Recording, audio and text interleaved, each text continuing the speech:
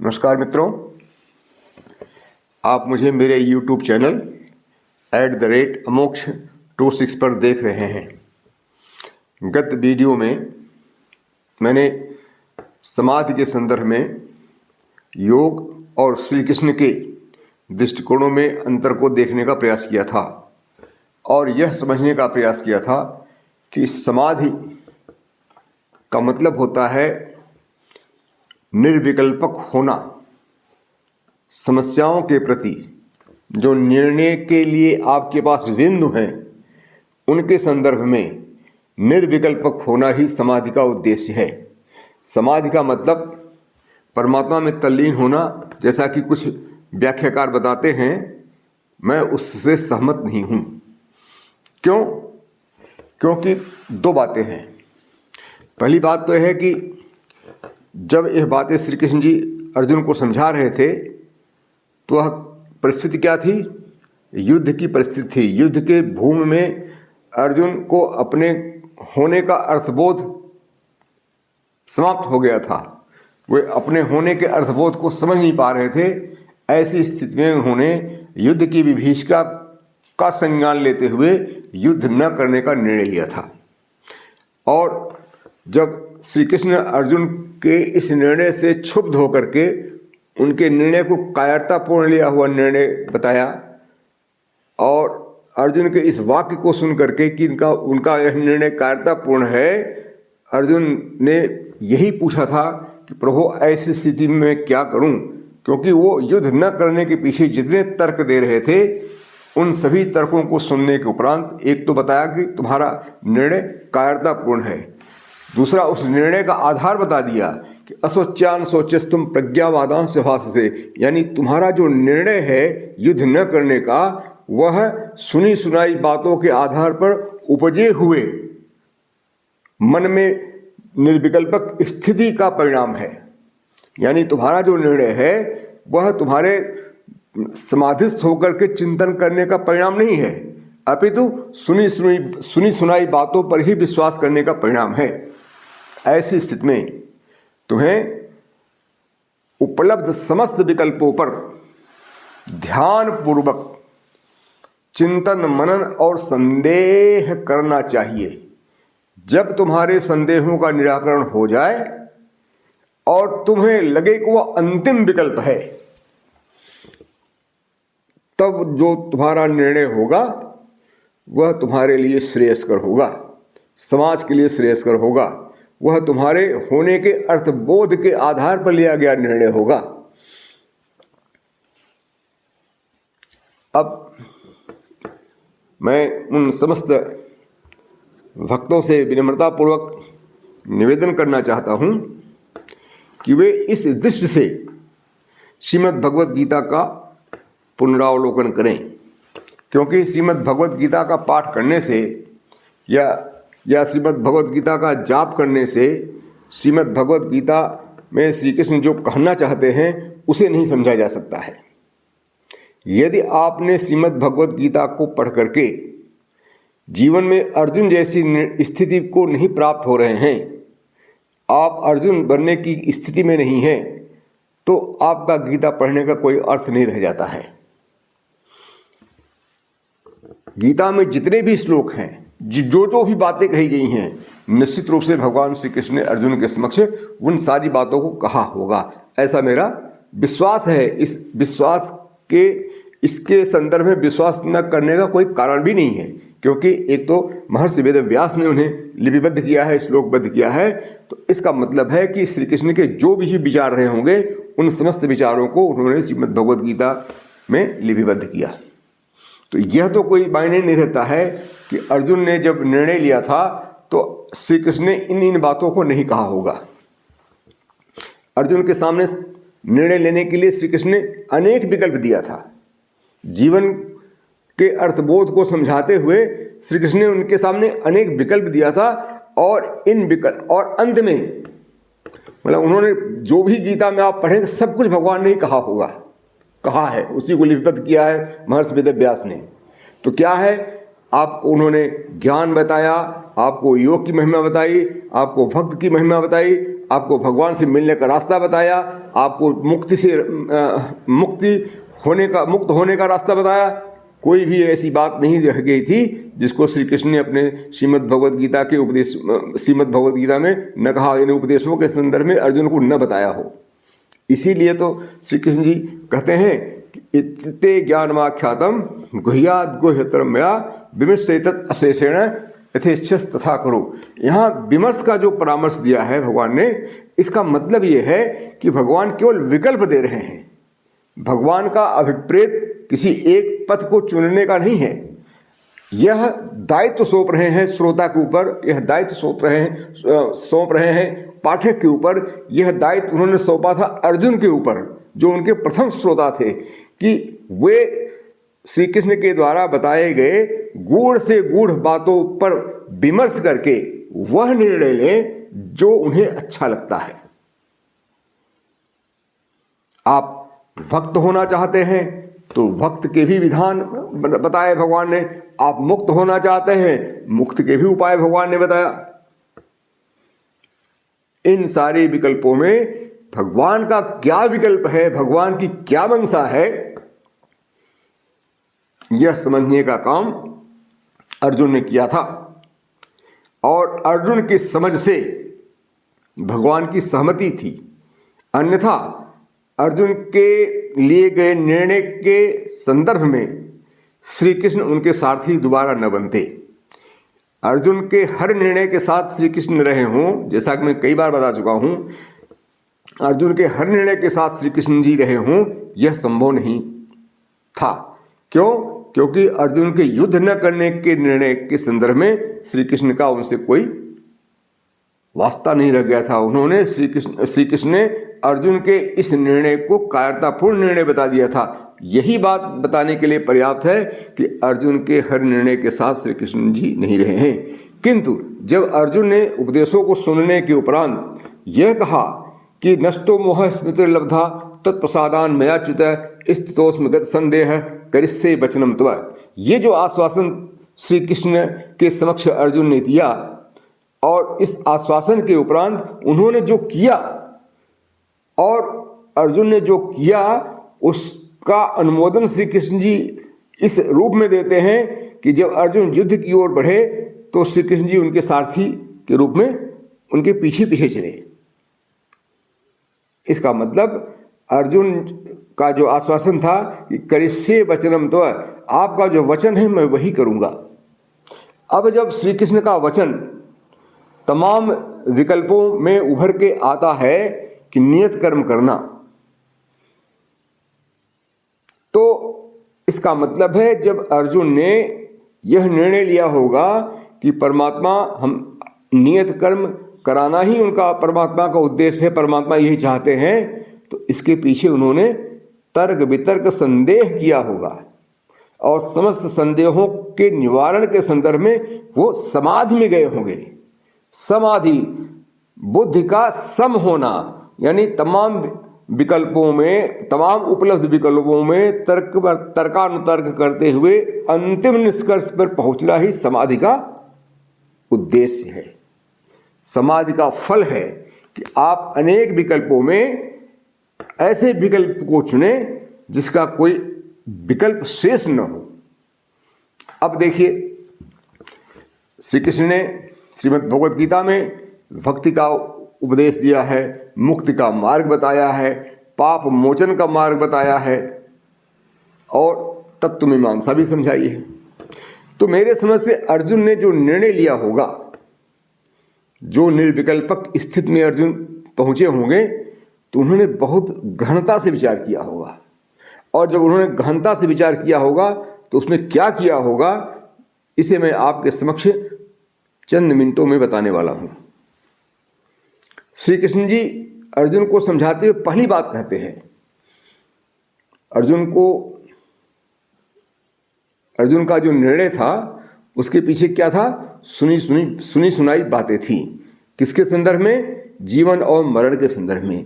हम इनको मार देंगे, उनको मार देंगे, ये हो जाएगा, वो हो जाएगा।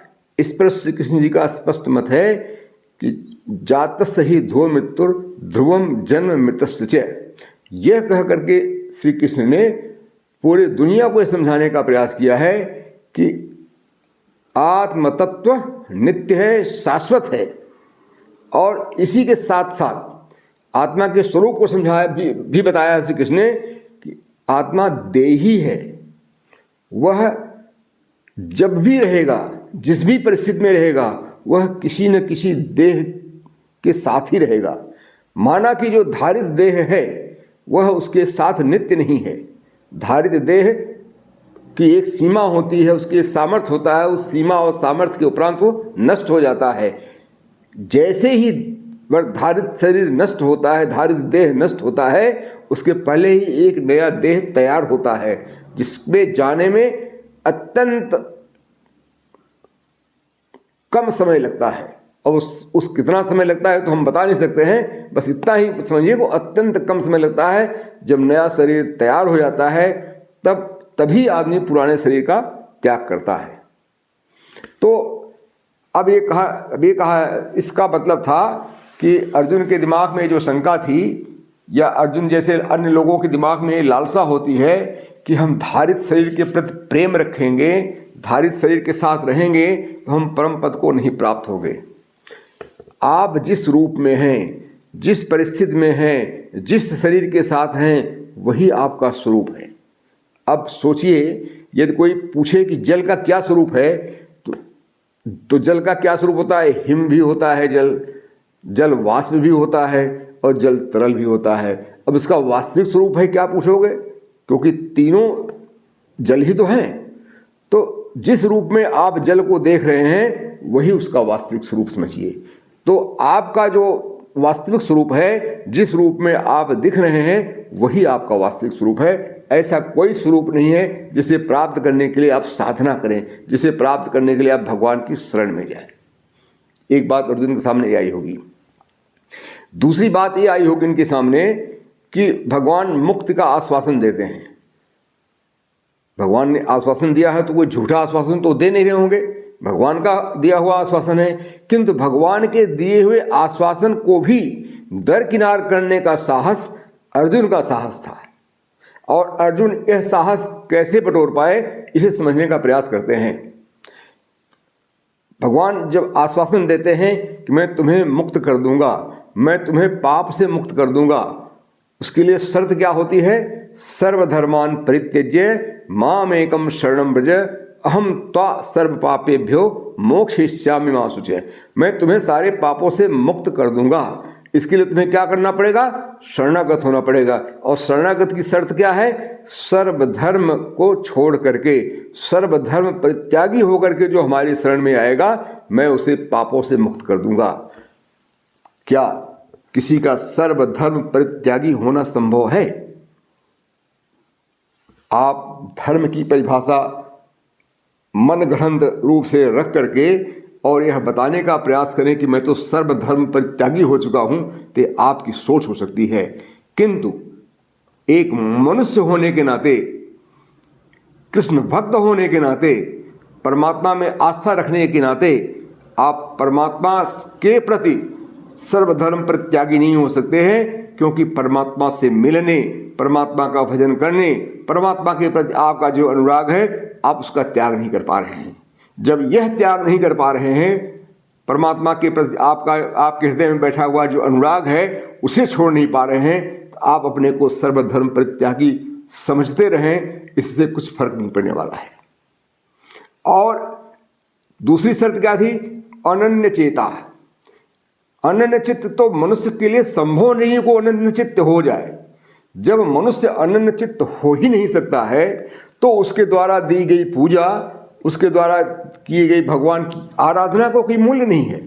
भगवान ने स्वयं कहा है 9वें अध्याय में कि इस प्रकार के जो अविधि पूर्वक मेरा स्मरण करते हैं, आप चाहे जिस देवता का स्मरण करें, अनन्य देवता का मतलब किसी ने कहा था कि साहब भगवान के अतिरिक्त अन्य नहीं, आप चाहे जिस भी देवता का स्मरण करें, देवी भूत पिशाच, जिसको भी आप अपना अभिष्ट मान रहे हो, वो सारी की सारी पूजाएं भगवान को ही अंततः जाती हैं। आकाशात् पतितं तोयम यथा गच्छति सागरम सर्वदेव नमस्कार केशवम प्रति गच्छति। इसी बात को भगवान ने कहा कि जो जिस विधि से पूजा करता है वो सारी पूजा मुझे प्राप्त होती है, किंतु वे सारी की सारी पूजाएं अविधि पूर्वक है। अब आप अविधिपूर्वक पूजा करके भगवान के भक्त होने का दम भर रहे हैं तो आपको कोई रोक नहीं सकता है। किंतु अर्जुन को यह बात समझ में आई और अर्जुन ने अपने आप को यह समझ लिया कि वो भगवान के भक्त तो हो नहीं सकते। जब भगवान के भक्त हो नहीं सकते, जैसा कि भगवान की परिभाषा भक्त की, तो मुक्त हो नहीं सकते।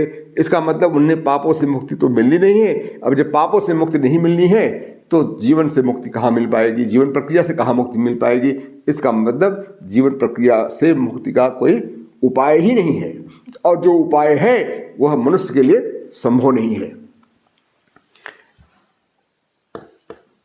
विराट दर्शन के माध्यम से भगवान ने स्पष्ट संदेश पूरे मानव जाति के लिए दिया है कि एक मनुष्य होने के नाते तुम परमात्मा का साक्षात्कार कर ही नहीं सकते हो। यद्यपि उपनिषदों में यह कहा है कि यमई वै से विणुते तेन लभ्य तस्से स्यात्मा विणते तनुम स्वाम, यानी उपनिषद इतना तो मानते हैं कि परमात्मा का किसी भी माध्यम से, किसी भी साधना से, किसी भी विधि से साक्षात्कार किया जाना संभव नहीं है, किंतु परमात्मा जिसको दर्शन देना चाहेंगे उसके समक्ष स्वयं उपस्थित हो लेंगे। श्री कृष्ण इस बिंदु पर भी अपना एक अलग मत रखते हैं। श्री कृष्ण का कहना है कि परमात्मा यदि किसी के सामने उपस्थित भी हो जाएंगे तो मनुष्य परमात्मा का सर्वांगीण साक्षात्कार नहीं कर पाएगा, जैसे अर्जुन नहीं कर सके। अर्जुन के अनुरोध पर, वैसे तो किसी का अनुरोध श्री कृष्ण जी मानते नहीं है, परमात्मा मानते नहीं, कोई साधना नहीं है जो परमात्मा के समक्ष अनुरोध को पहुंचा सके, किंतु चूंकि मानव जाति को यह बताना था कि परमात्मा का साक्षात्कार एक मनुष्य के लिए संभव नहीं है, यही बताने के लिए उन्होंने अर्जुन के कहने भर से ही अपने आप को उनके सामने उपस्थित कर दिया। और जब अर्जुन के सामने वो विराट रूप में उपस्थित हुए तो अर्जुन की आंखें बंद हो गईं। इसका मतलब है कि एक मनुष्य होने के नाते कोई व्यक्ति परमात्मा का साक्षात्कार नहीं कर सकता है, और जब परमात्मा का साक्षात्कार नहीं कर पाएगा तो हम मुक्त नहीं हो पाएगा। इन सारी बातों से अर्जुन निश्चित रूप से संदेह परे हो गए थे। उनके मन में किसी प्रकार का कोई शंका नहीं रह गई थी कि जीवन का लक्ष्य कुछ और हो सकता है। 3 विकल्प दिया था भगवान ने, तुम मेरी शरण में आ जाओ, तुम ज्ञानी हो जाओ, ब्रह्म निर्वाण को प्राप्त हो जाओगे। तो ब्रह्म निर्वाण का क्या मतलब होता है? ब्रह्म निर्वाण का मतलब ये नहीं होता है कि आप परमात्मा में विलीन हो गए। ब्रह्म निर्वाण का मतलब है ब्रह्म बोध हो जाना। अब जब आपको ब्रह्म बोध होगा तभी तो आपको अपनी परास्थिति का बोध होगा, अन्यथा आपके मन में ब्रह्म में विलीन होने की उत्कंठा बनी रहेगी, अभिलाषा बनी रहेगी, कामना बनी रहेगी, और उसके लिए आप अनावश्यक रूप से अपने दायित्वों से अलग रहेंगे।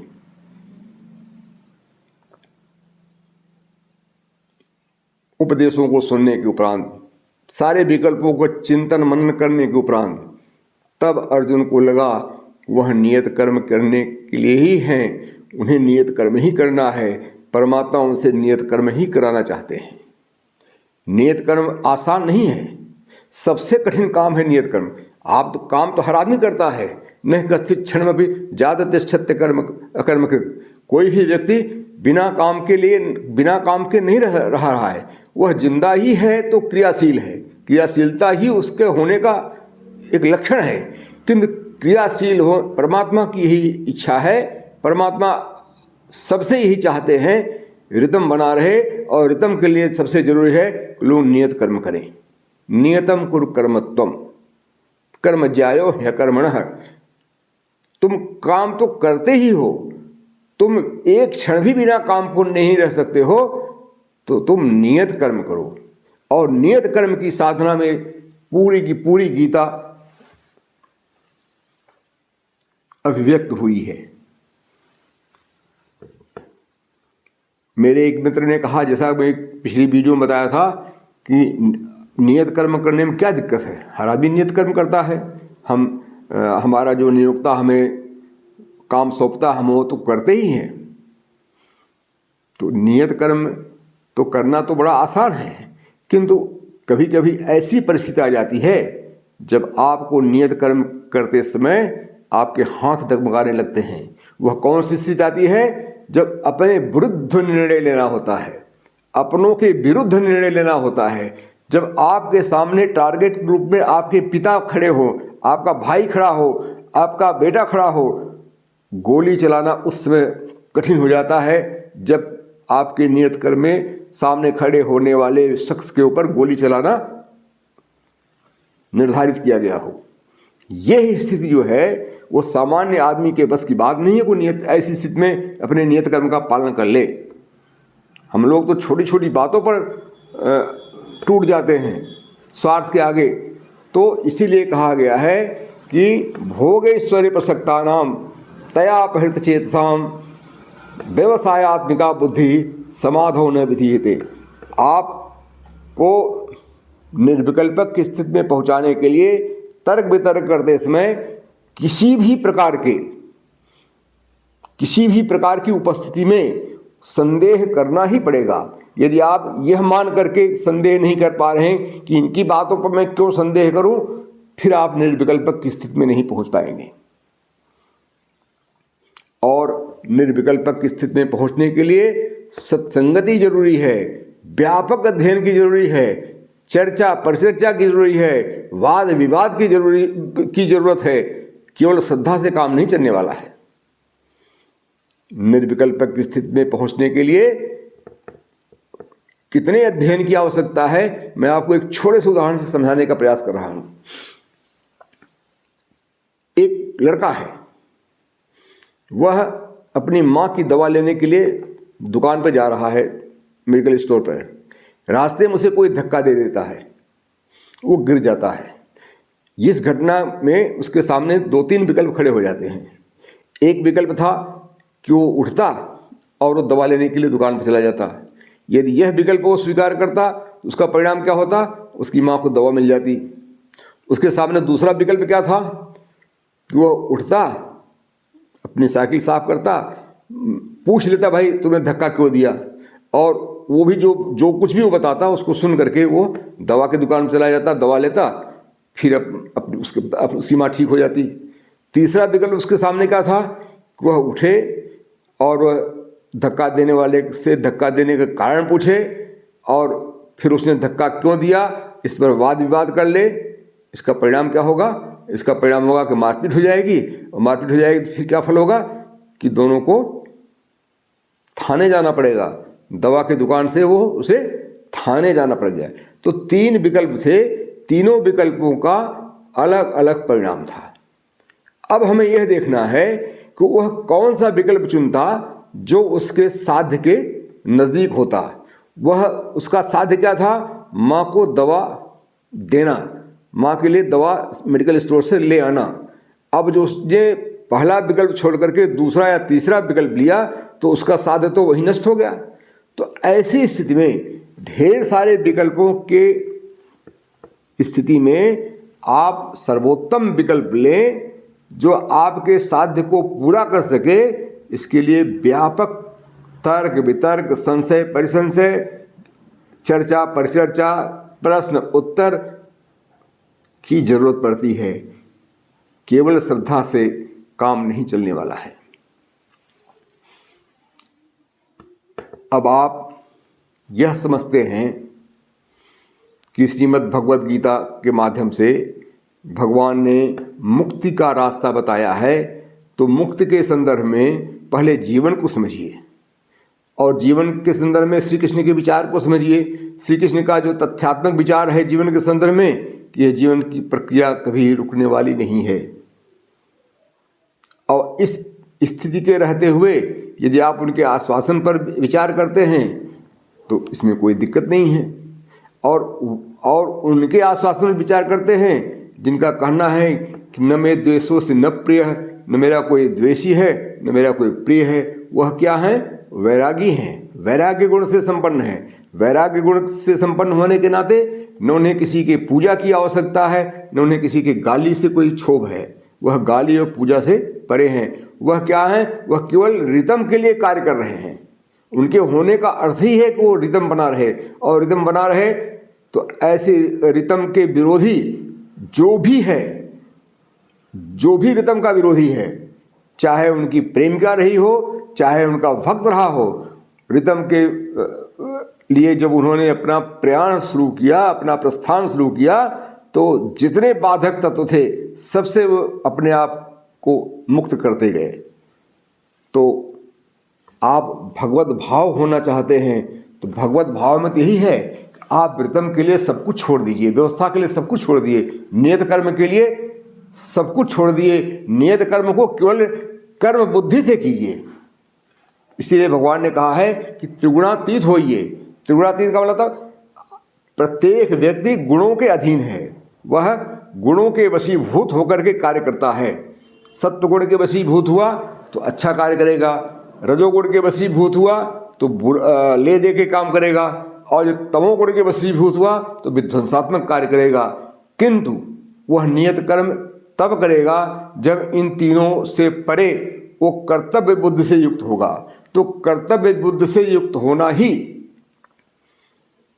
हमसे अपेक्षा है, और कर्तव्य बुद्धि से युक्त आदमी तब होगा जब नियत कर्म के परिणाम के प्रति, नियत कर्म के परिणाम से होने वाले लाभ हानि से अपने को मुक्त रखेगा। नियत कर्म किसी लालच में नहीं करना है, नियत कर्म किसी भय से नहीं करना है कि आप नियत कर्म नहीं करेंगे तो आपकी हत्या हो जाएगी, या आप नियत कर्म करेंगे तो फला चीज़ मिल जाएगी। कुछ लोगों को करना है कि भगवान ने तो ये कहा है कि जो नियत कर्म करेगा वो मेरा प्रिय होगा। अब सोचिए, जब भगवान का कोई प्रिय हो ही नहीं सकता है और भगवान ने ही कहा है कि जो नियत कर्म करेगा वो मेरा प्रिय होगा, तो इसका मतलब है कि आपने भगवान के उस वाक्य को नहीं समझा है जिसमें वो कह रहे हैं कि न मे द्वेषोस्ति न प्रिय है। भगवान के उस स्वरूप को नहीं समझ पा रहे हैं जिसमें भगवान का स्वरूप नितांत वैरागी के रूप में रखा गया है, साक्षी के रूप में रखा गया है। वो पूजा सुनना, पूजा सुन के प्रसन्न होना, आशीर्वाद देना, यह सब साक्षी परमात्मा का काम नहीं है, जबकि तात्विक स्थिति है परमात्मा की साक्षी। जन्म कर्म च में दिव्यम एवं यो वेत्ति तत्वतः है। तो तत्वतः आपको जानना है तो परमात्मा को तत्वतः जानिए। परमात्मा अज हैं, नित्य हैं, शाश्वत हैं, वैरागी हैं, वो यशस्वी हैं, वो ज्ञान संपन्न हैं, वो धन धान्य से संपन्न हैं। उन्हें किसी की पूजा से पूज्य होने की आवश्यकता नहीं है, वो किसी की पूजा के भूखे नहीं हैं, वो किसी की गाली से नाराज होने वाले नहीं हैं। ऐसे विरागी परमात्मा का भाव आपके मन में तब आएगा जब आप अपने को भय और लालच से मुक्त रखेंगे। जब आप अपने को भय और लालच से मुक्त रखेंगे तब आप परमात्मा के भाव को प्राप्त करेंगे। यही तो भगवान श्री कृष्ण कहते हैं कि मेरे भाव को प्राप्त करो। जो कैसे? जो मेरे जन्म और कर्म को। तो परमात्मा ने कर्म क्या किया है? परमात्मा के अवतरण का उद्देश्य ही है यदा यदा हि धर्मस्य ग्लानिर्भवति भारत अभ्युत्थानम धर्मस्य तदात्मानं सृजाम्यहम्। इस प्रकार से रितम जो परमात्मा रितम के लिए इतना चिंतित है, उस परमात्मा से यदि हम अपेक्षा करते हैं कि उनकी भक्ति करेंगे, उनकी पूजा करेंगे, उनकी आराधना करेंगे तो मुझे वो जीवन की प्रक्रिया से मुक्त कर देंगे। जब वो कह रहे हैं कि जीवन की प्रक्रिया से कोई मुक्त नहीं हो सकता है और यदि किसी एक को जीवन की प्रक्रिया से मुक्त कर देंगे तो उनकी वो बात झूठी हो जाएगी, वहीं से रितम गड़बड़ा जाएगा। तो ऐसी स्थिति में रितम को ताक पर रख करके भगवान किसी की सहायता करने वाले नहीं हैं, और भगवान वैसे भी किसी की सहायता नहीं करते हैं। वो आपसे अपेक्षा करते हैं। उनकी अपेक्षा भी उनकी वेद के हित के लिए नहीं है, उनकी अपेक्षा केवल रितम के लिए है। वो स्वयं रितम के वशीभूत हैं। वैसे तो वो सब कुछ सर्वतंत्र स्वतंत्र हैं, किंतु उन्होंने ही, जैसा कि हमारी मान्यता है, शास्त्रीय मान्यता है कि परमात्मा ने ही रितम, जब एक से अनेक होने का उन्होंने संकल्प लिया, जैसा कि सृष्टि के आदि बताया गया है कि परमात्मा से यह सृष्टि उत्पन्न हुई है, तो जैसे ही वो एक से अनेक होने का संकल्प लेते हैं तो सबसे पहले वो व्यवस्था बनाते हैं। तो ऐसी स्थिति में मित्रों, हम मोक्ष के पीछे न भागे, क्योंकि मोक्ष तो संभव ही नहीं है। देखिए, मोक्ष के संदर्भ में हमारे समक्ष दो विचार आते हैं। एक तो होता है कि सब कुछ छोड़ करके मोक्ष के पीछे भागा जाए। दूसरा विचार वैष्णव संतों का रहा है या बड़े बड़े ऋषियों का रहा है। जैसे कि श्रीमद् भागवत में एक श्लोक है, न त्वेवाहम कामये राज्यम न स्वर्गम न पुनर्भवम कामये दुख तप्तानाम प्राणिनाम आर्तनाशनम। और यही भाव रामकृष्ण परमहंस जी का था और जीवन के प्रति यही दृष्टिकोण महात्मा बुद्ध का था। महात्मा बुद्ध का जो निर्वाण है वो जीवन का अंत नहीं है, वो दीपक का बुझ जाना नहीं है, अपितु दीपक के कटोरे में अविद्या रूपी तेल के स्थान पर विद्या रूपी घी का मिलाया जाना है। तो जैसे जीवन ज्योति अविद्या रूपी तेल से जल रही थी, वैसे ही जीवन ज्योति विद्या रूपी घी से जल रही है। जीवन ज्योति बुझने वाली नहीं है, अन्यथा निर्वाण प्राप्त होने के बाद महात्मा बुद्ध समाज में न आते और समाज में जो समता का अमर संदेश दिया है वह उस अमर संदेश से हम वंचित हो जाते। तो जैसे ही भगवान बुद्ध ने एक जीवन शैली दिया है कि बुद्धम शरणम गच्छामि, धम्मम शरणम गच्छामि, संघम शरणम गच्छामि, यही तो उपदेश हमारे आचार्यों ने दिया है कि संगच्छध्वम संवदध्वम संवो मनान से जानताम। हम साथ साथ रहें, साथ साथ रहना हमारी यथार्थ स्थिति है। हम इस स्थिति को अस्वीकार नहीं कर सकते हैं। हम जिस समाज में रहते हैं वहाँ बहुसंख्यक लोग ऐसे हैं जिनका विचार हमारे विचार से नहीं मिलता है, जिनका आपस में विचार नहीं मिलता है, किंतु उनकी परिस्थिति ऐसी है कि उन्हें साथ साथ रहना है। जब ऐसे मतभेद वाले, मन भेद वाले, रूप रंग भाषा आदि के भेदों से युक्त समाज में यदि आपको रहना है तो आपको सामंजस्य बनाकर रहना है। संघम शरणम का यही आशय है, संगच्छध्वम संवदध्वम संवो मनांस का यही निहितार्थ है। पलायन कोई रास्ता नहीं है। भगवान बुद्ध स्वयं भी पलायन नहीं किए थे। बुद्ध होने के बाद, ज्ञानवान होने के बाद, निर्वाण प्राप्त करने के बाद वह समाज में आए थे। तो आप भी ब्रह्म निर्वाण प्राप्त कर लें तो समाज के लिए कार्य करें। भगवान ने स्वयं कहा है कि मैं नियत कर्म करता हूँ। नियत कर्म किसी प्राप्ति के लिए नहीं होता है, क्योंकि भगवान ने स्वयं कहा है कि मुझे कोई प्राप्ति नहीं है, जिसे कोई ऐसा काम नहीं है, कोई ऐसी वस्तु नहीं है जिसको प्राप्त करने के लिए मैं नियत कर्म कर रहा हूँ।